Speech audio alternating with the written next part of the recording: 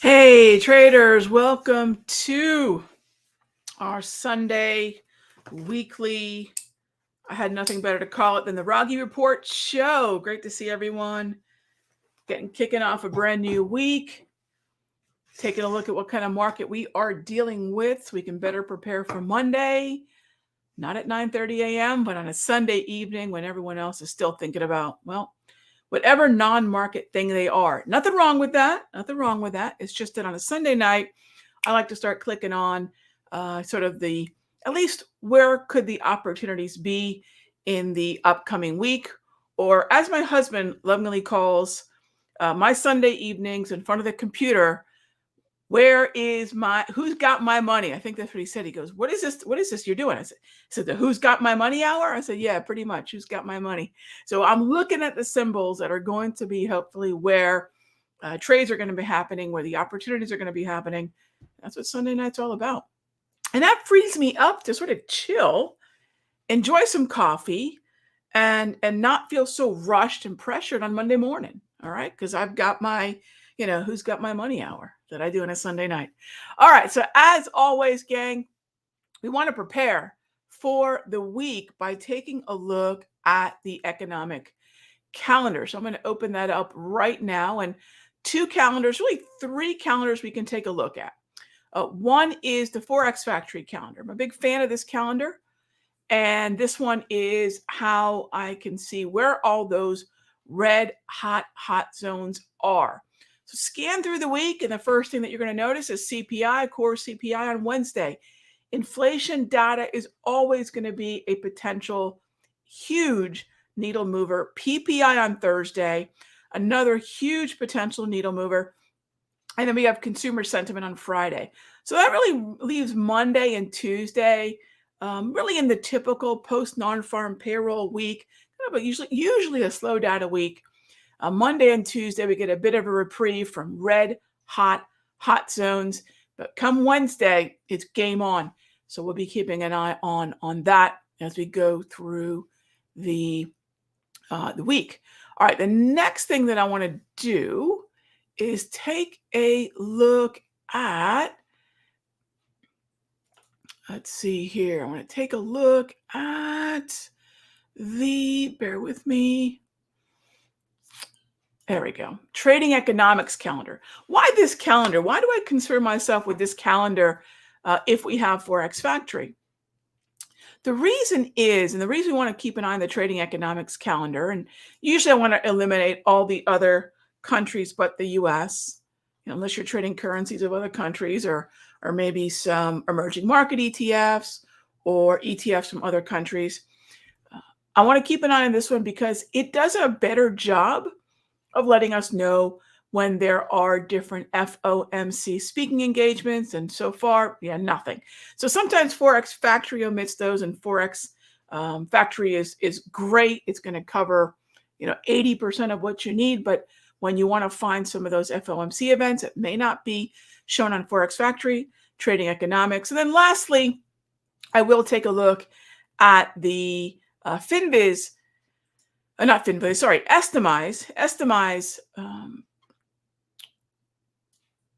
calendar for earnings. All right, let's open up the daily time frames here. Take a look at what we've got to kick off Sunday. Look, we are just levitating up at an overbought resistance level. This is not a market that's screaming through the 200. In fact, this is where we are overbought. Why would I use jargon like that? Because we're still in a non-trending environment, right? We're not looking for breakouts quite yet because we're not really compressed looking for that expansion. You can see the same thing on the NASDAQ, just kind of stuck at the ceiling of an overbought stochastic, the 200 exponential propulsion.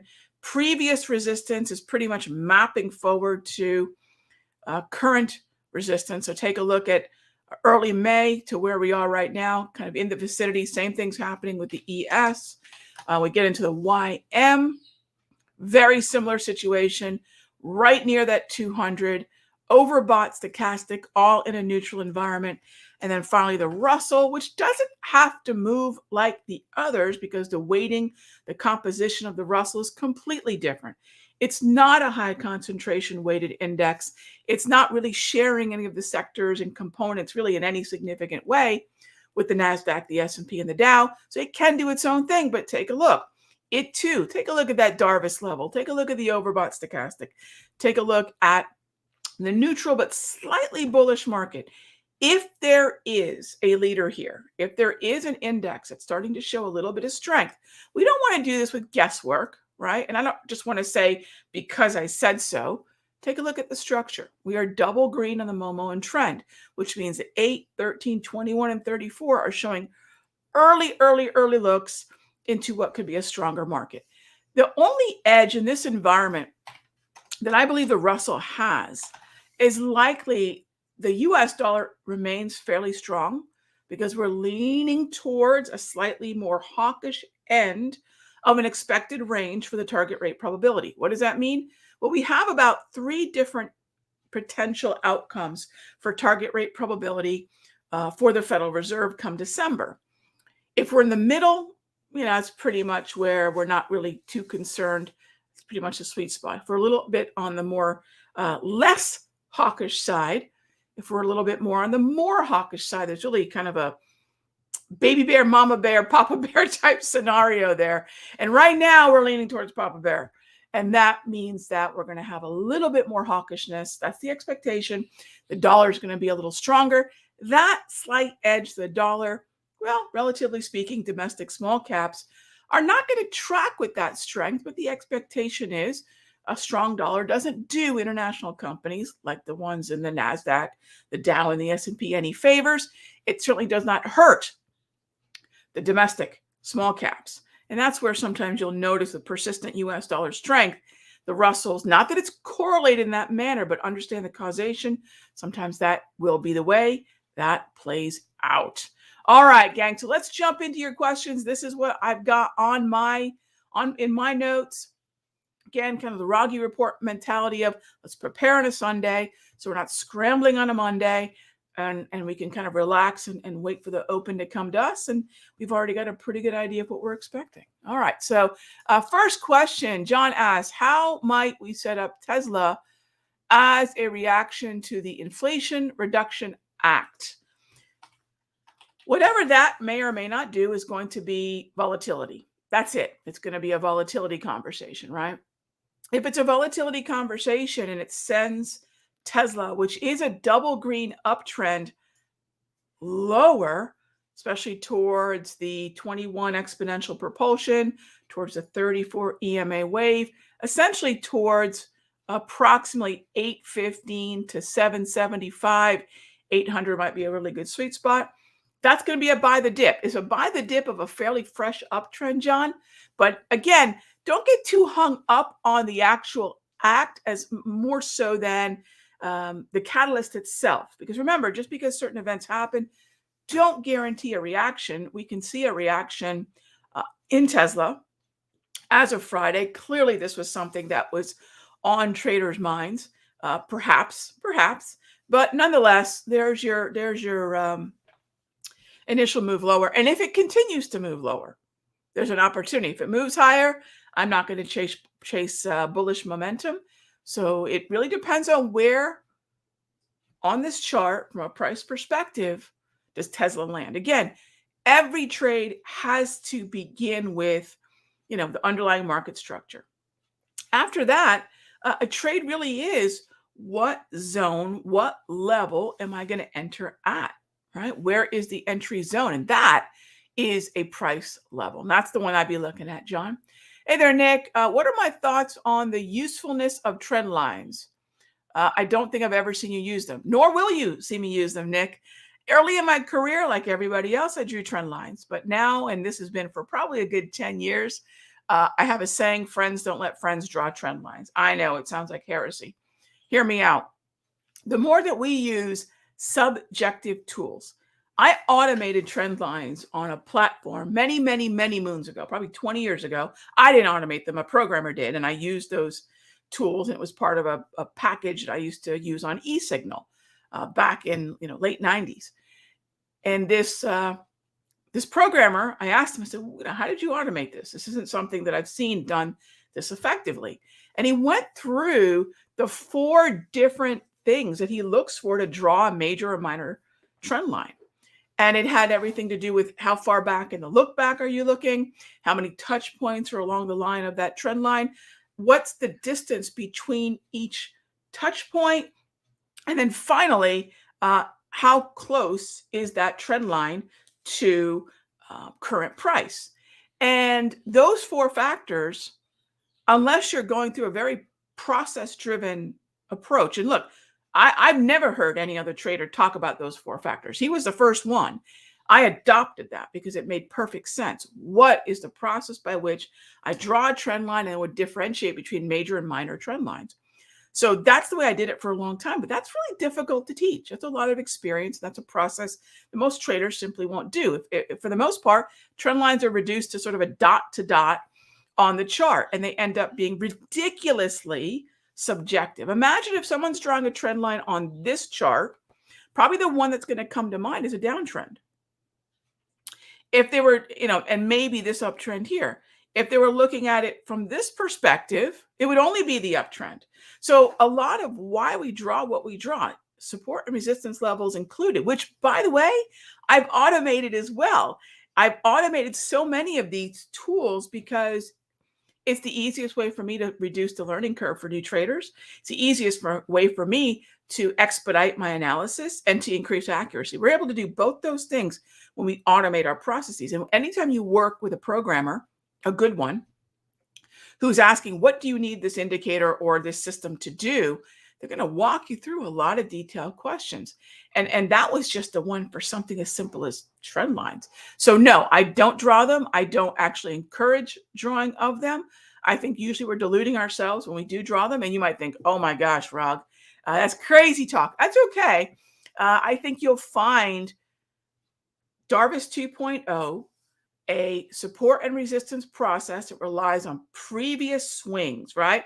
Minor highs and minor lows, is going to not only outperform trend lines, but be unbelievably more accurate. Okay, so I hope that helps. It explains that and tells you my rationale. That being said, if you're using trend lines to great success, if they give you confidence and clarity on the screen, go for it, right? But I do not use them. Yeah, and you won't see me use them. Thank you for the question. Hey there, Alan. Did Berkshire Hathaway earnings report hit my radar? No, I don't. I don't really trade Berkshire, Alan. I invest in Berkshire, but I do not trade it. If it did, and it's one of my long terms, any feedback? So if it's a long term, the only reason and that immediately takes me to the weekly time frame.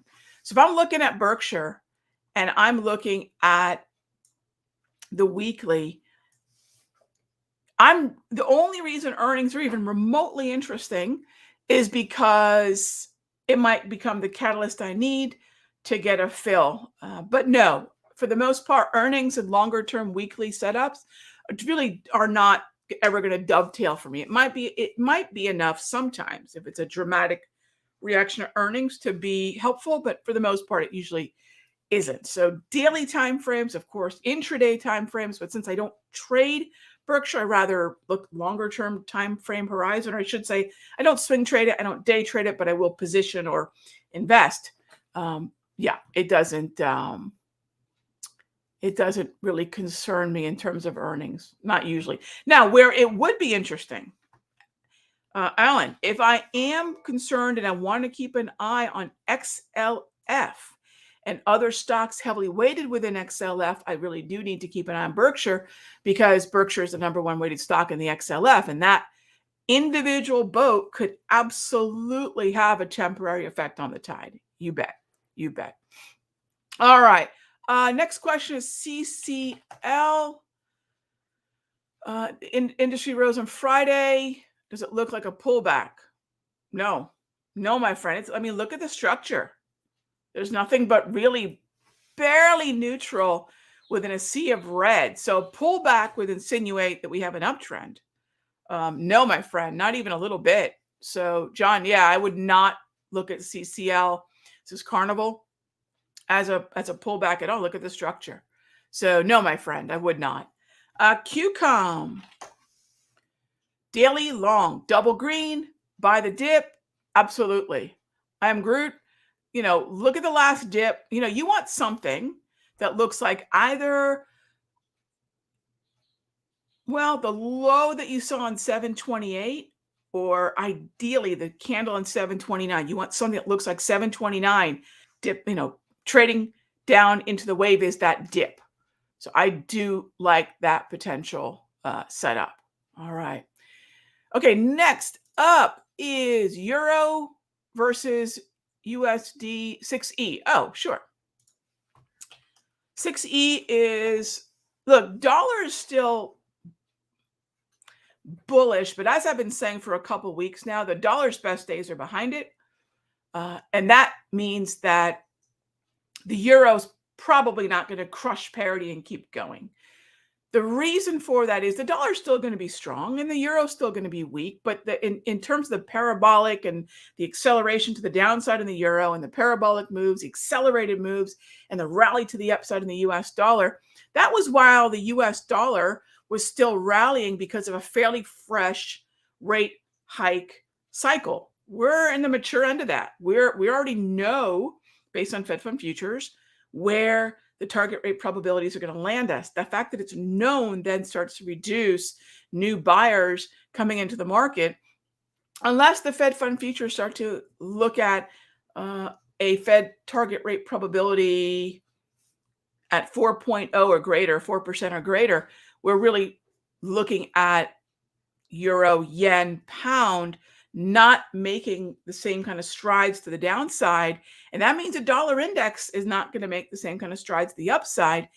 And that means that while those trends are still in place, we have to have far closer initial targets and far less ambitious targets, because these are slowly going to transition to chop.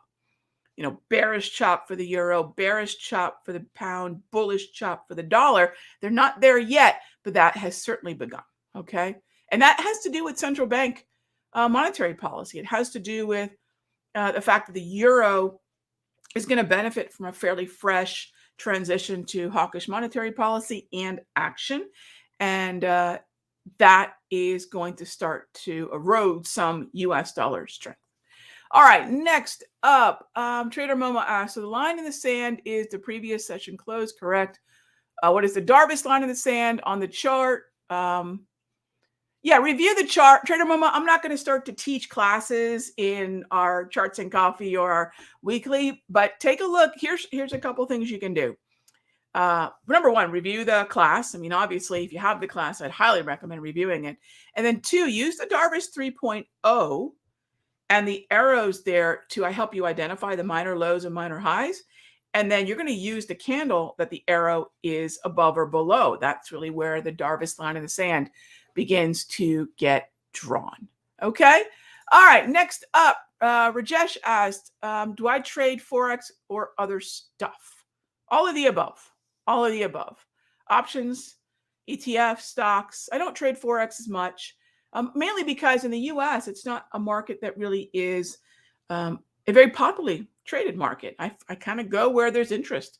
And if there's interest and it's something that I've been trading for a very long time, usually decades, I'll add it to what I teach and what I trade.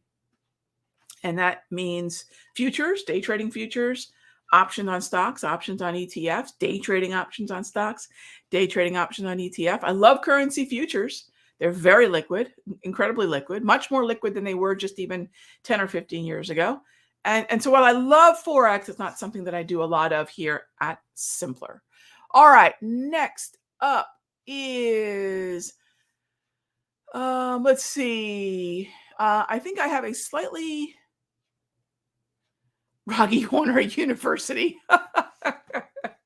Get your 4-year degree in chart work. Yes. Yes, that's hilarious. Okay, next up is any thoughts on high yield? Sure, HYG. HYG. All right, taking a look at HYG. It's just flirting with. It looks a lot like the Russell, doesn't it? It looks a lot like the RTY. RTY is going to map to the IWM. Barely barely giving us a very fresh, bullish look. But hey, it's the first time we've been a double green uptrend since this very brief period of time back in September or even July. So be cautious because this is akin to very fresh traction. We're not going to presume it's up, and away from here, but clearly the bulls are starting to gain a little bit of traction. It'll be much more convincing when we're north of the 200 exponential, which we are clearly not yet. All right, which we are clearly not yet. However, we are seeing a little bit of strength. So it would be, if we can persist into next week with double green, we could start to consider buy the dip. Same thing goes with the Russell. We can start to consider buy the dip. There are some places that you're going to notice that as it seems a little bit more risk appetite's making its way into the market, high yield, small cap. I don't know if JNK is in the same boat. Yeah, KRE, not quite. We're starting to see some corners of the market show very fresh double greens. And by the way, if you're a member of the Sector Secrets Mastery, you know that on Tuesday, when we did our longer term view, we built out a fairly sizable watch list of individual stocks that were leaders within their sector. They were double green leaders within their sector. And so there are a limited but fairly decent amount of double green uptrends that are emerging out there.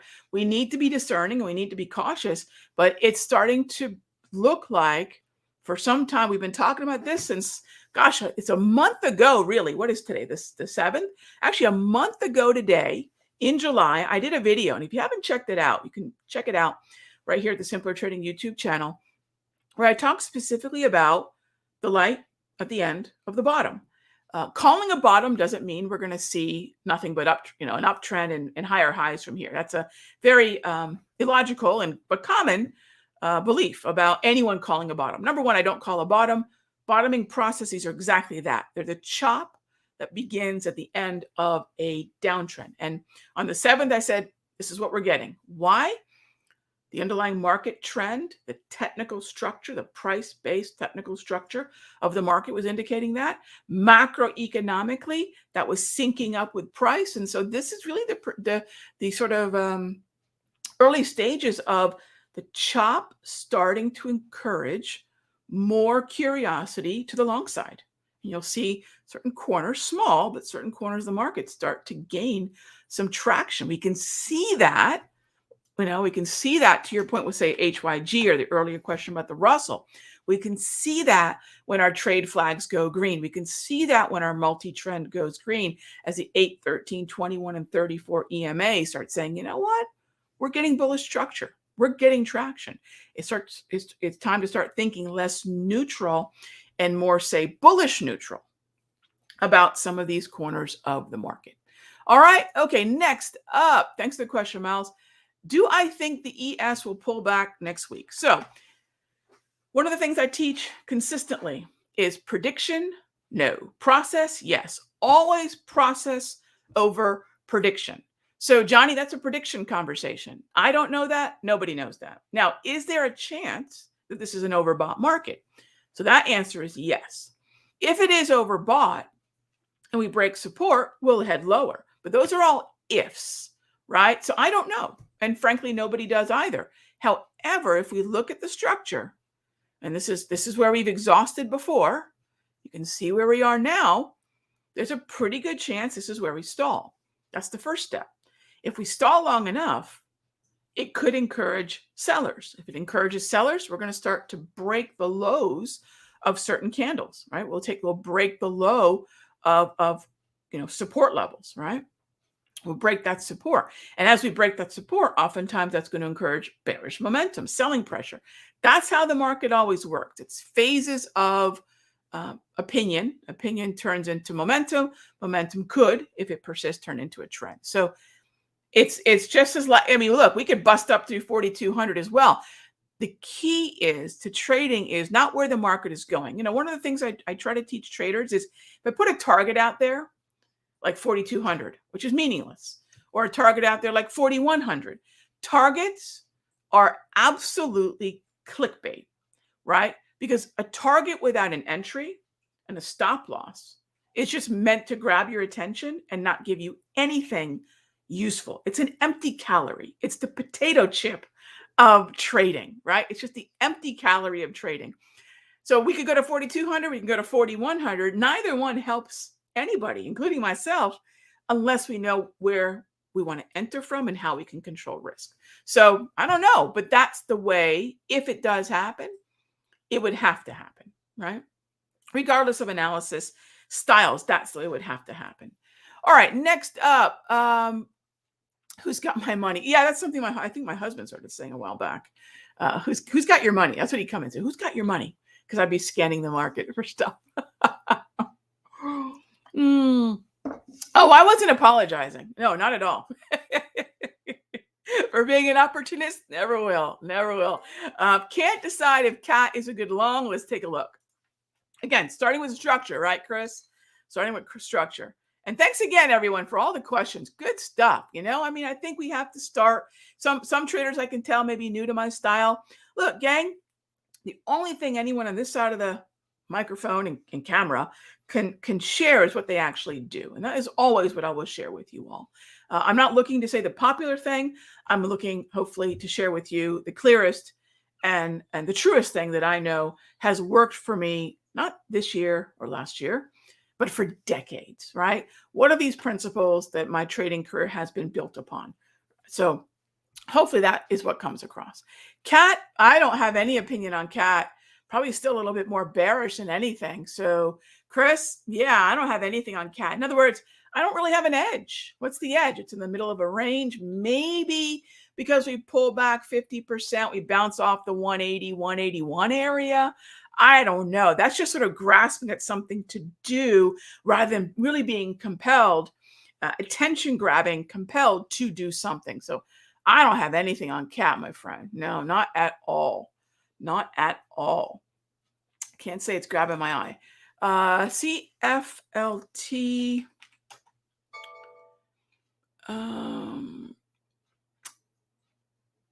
No, I mean, I can't do anything at current prices, Colin. It's an interesting move, but again, I'm not gonna play momentum. ASNA. ASNA. It's not pulling up. So yeah, nothing I can do with that. Nothing I can do with those. Well, I can't even pull the other one up. Next up, Alan asked, donkey for a possible squeeze play. Well, the precursor for a squeeze has got to be a neutral market. It has broken out of the Darvis. If you need to know the specific date, Alan, it broke out on the 3rd. It did break out on the 3rd. Now, does that accompany a squeeze? I do not know, because I don't actually play momentum. It's not a style that I particularly like. However, if you're looking at a compressed Darvis, I like to see as many blue grab candles as possible. Narrow Darvis, and that breakout was the 3rd. That was the 3rd. All right, gang. And just like that 30 minutes flies by so fast, gang. Thank you, as always, for being a part of the weekly Raghee Report. Again, thank you for the questions. Thank you for being open-minded to ways that are probably different than what you hear other traders talk about. Remember, gang, give or take, most traders do the same thing. They look at the market in the same way. And sadly, most traders do not consistently do well in the market. So think about not being a contrarian to trends, but being a contrarian to conventional dogma, conventional market wisdom. It's going to serve you a whole lot better. And thank you for being open-minded. I really appreciate it. I tip my hat to you all, because clearly, if you're here, you're ready for something a little different. You're ready for something a little new. And not everyone wants to do that, gang. A lot of people just want to stick with what everyone else is doing. Well, then that's going to get you the results that everyone else is getting. So I absolutely admire you all for taking the time on a Sunday to join me. I'll see you tomorrow for Charts and Coffee at 9 a.m. right back here at the Simpler Trading YouTube channel. Be good to each other.